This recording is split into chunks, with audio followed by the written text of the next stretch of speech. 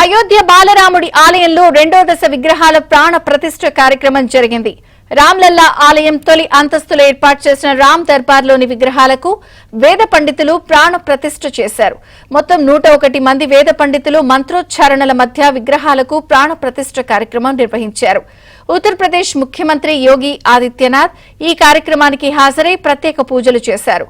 రామ్ దర్బార్లో విగ్రహాలకు ఆయన హారతి ఇచ్చారు.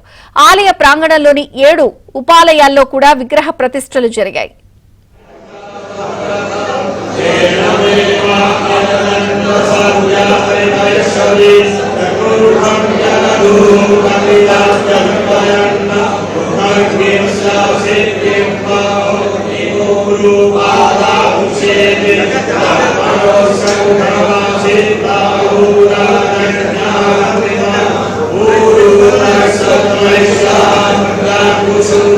Para